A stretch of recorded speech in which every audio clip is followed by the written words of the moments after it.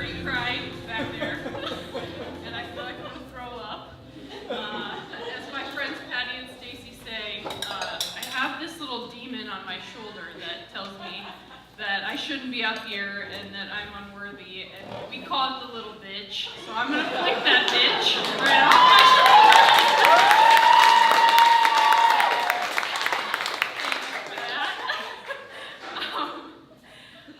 And yes, I'm so grateful. I have so many friends in the audience, and it's just amazing that you showed up for me.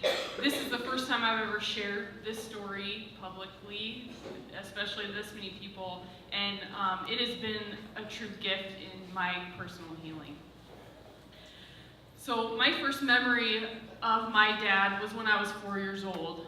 My parents divorced when I was 3, and it was just my mom, my sister, and I living in a trailer. My dad had signed off on our bank accounts and taken all of our money and left my mom, my sister, and I on welfare. And we were running late. He had custody of us every other weekend, and we were running late to see him. And I remember there was an angry phone call, and then my mom scurrying even faster, and he must have assumed that we weren't coming because pretty soon he showed up and busted through the door, and I'll never forget the look in his eyes. He stormed right past my sister and I and just took my mom by the throat and put her up against the wall with her feet off the ground. And at 4 years old, you don't know how to handle something like that. So I kind of went into fight or flight mode and started biting him and kicking him and hitting him, trying to get him to stop. And nothing was working. And so my mom asked me to take my sister outside and get in the car. And we were sitting in the front seat of the car for what seemed like forever until the cop showed up, went inside, and brought my dad out in handcuffs. And that was the first of some pretty extremely violent times that we had those weekends that we spent with him at his house. There were belts, bats, sticks, knives, pretty much anything my dad could get his hands on, he would use on me and my sister or his girlfriends that were living with us at the time. And so I had all this negative energy inside, and I didn't know what to do with it. So as early as my first years in school, I was starting to get in fights in the playground. And looking back, it was really interesting. It wasn't until I was 7 that I realized that what he was doing wasn't normal. I had grown up, that's all I ever knew, and it wasn't until my friends started spending the night at my dad's house or staying with us on the weekends that they started to tell me, your dad's really mean, he's not like my dad. And you know, we struggled for years through maybe going back to court. What I would have to do to not see my dad was get up in front of court and in front of him and tell all the things that had happened. And I mean, he was my dad and I loved him, and I just wasn't able to do that. But I struggled with, why are you doing this? What did I do? Don't you love me? And how can I fix this? And at a really young age, kind of turned into a fixer. I was just so confused and helpless, and I felt so unworthy, and that's something that just has stuck with me for all 35 years of my life.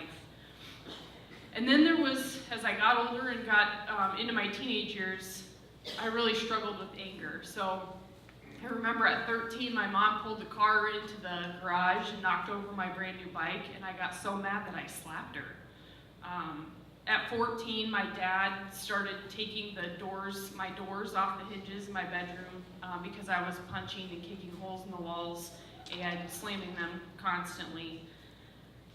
And the violence continued to escalate at my dad's. When I was 15, there was an incident. My stepmom at the time was making dinner, and she'd forgotten an ingredient, and my dad flew off the handle, and he took the fried hot hamburger from the stove and threw it on her and started hitting her with it. And that incident in particular, we had 2 friends over, and I still wonder to this day if those girls were scarred for life, because they probably had never seen anything like that before. So it was about that time that I decided to stop visiting him. And continued to just feel rejected and ashamed, even though I was in counseling. But then at 16, I discovered drugs and alcohol, and there weren't very many weekends in high school where I wasn't blackout drunk on my favorite drink, UV Blue Vodka, and puking in the parking lot. I used that for a lot of years to numb the pain, and then I also discovered boys. I couldn't get attention from my dad, and so I was going to seek attention from any man that would give it to me.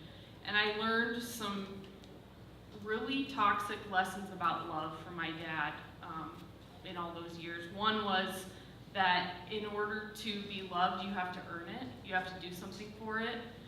And the second was that it should be intense and tumultuous. That if somebody wasn't jealous or angry that I was dating, that they probably didn't love me enough. And Mitch has seen that firsthand. So I was in 3 abusive relationships. You know, they say you always date your dad. So I was in 3 abusive relationships, physically, verbally, emotionally. And the last was in my early 20s. And I had moved here to Iowa against my parents' wishes, and they kind of cut me off. And we had lived together for 3 months when the abuse turned from just emotional and verbal to physical. And the first fight that we ever had, we were putting a futon together, and I did something wrong, and so he threw the wrench at me, and it split my shin wide open. And that quickly escalated into shoving, spitting, slapping, punching, and then one night we were in a fight, and it kept escalating and kept escalating, because Leighton mentioned I like the gym. I do not back down from a fight, so don't go there with me. But we were going back and forth, and pretty soon he had wrestled me to the ground, and he had me by the throat, and I honestly thought that was the night I was going to die. But I woke up on the living room floor alone, and decided that I had to make a different choice, because I could keep coming back here, and I was probably going to end up in the hospital or the morgue. I was actually looking up some stats today on domestic violence. Carlos had suggested that, and I was appalled. 1 in 3 women and 1 in 5 women experience domestic violence, and there's a direct correlation with a higher rate of depression and suicide, obviously. And I experienced that in my family firsthand. We have all, in my family, struggled with addiction and depression. We have been through multiple divorces. I think we're up to 7 in total at this point. There was a 3-year span, my senior year to my sophomore year in college, where we put 3 of my family members into treatment or rehab for an eating disorder, drugs and alcohol, and suicide attempts. And there were multiple fights, affairs, blackouts, and lies. And at the point that I woke up on the floor that night alone, in the living room, I knew my boyfriend at the time, his football coach, and they allowed me to move in with them for a period of time for me to get back on my feet. And I started school at Mount Mercy, and God just put some incredible people in my life to help me start over. But what I didn't do, I never dealt with the pain and the struggle. I just started over and pretended that it never happened. And I piled on all these good labels: pretty, popular, accomplished, and all the time inside I was still lonely and ashamed and angry and feeling unworthy. And then I met Mitch, who is my now husband, and we had been dating about 2 years, and he told me that he needed to break up with me because I would never trust him. And that was a really pivotal moment for me, because I had been running for so long, and I had been protecting myself so hard that I had never learned to really love or trust somebody. So he thankfully stuck around and helped me work through a lot of that in counseling. And then I was in a writing class 2 years ago with Leighton and Reed, and my amazing friend Jay, who's back there somewhere, and we were doing this exercise. I thought I'd worked through a lot of my issues in counseling, and we were doing this exercise about imagining a traumatic experience in your life, and write about it, and then shut your eyes and sit with it, and really feel in your body where you can feel those emotions. And I remember writing about the frying pan incident, actually, and I got so sick to my stomach and such a tightness in my chest. When we went around to share, I couldn't even speak. I just started bawling, and so I knew that I had some really deep wounds, even deeper than I had ever imagined, to work through. And Jay has been working with me and others. I've been doing about 5 years of work now, but the last 2 very intensely, digging deep and sitting with and experiencing my pain, just facing it and honoring it so that I can release it, and working through feelings with my dad of hate and then sadness. And I'm so grateful to say today that I actually feel love towards him. We've never reconciled, but it's not a burden to me anymore. So I want to share some things with you that I discovered through my journey.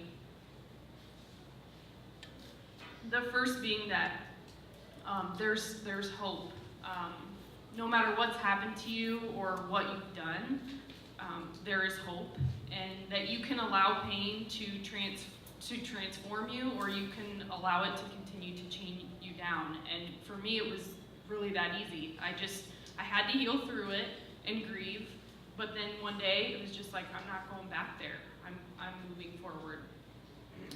And I think the biggest thing I learned was that my dad was not a monster. He was doing the best that he could with what he knew. He was abused as a child, and he never had the chance to work through things like I had, and he didn't have people that I have in my life that would have allowed him to do that.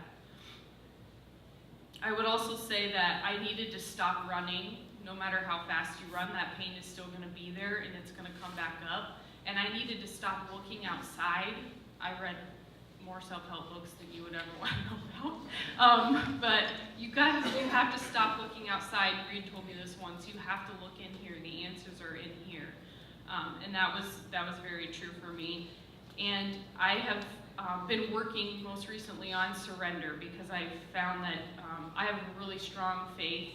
Just in the last 2 years, have come back to a strong faith in God, and He has written my story more beautifully than I ever could have imagined, and given me lessons through the abuse that I'm truly blessed to have, and would never rewrite my story in a different way. And I'm not a victim. That is a huge lesson that I learned, that I am not a victim, and I don't want people to treat me that way. And the last thing, and the most important thing, is that people are going to love you no matter what. You guys are all proof of that for me, because I survived, and I'm so grateful for Reed and for Leighton for putting this on and giving me this opportunity, for all of my friends. I see a bunch of you over here. I have such a strong ladies. And to my husband, he has been the most amazing human being in walking this journey with me, and letting me be who I really am. Thank you very much.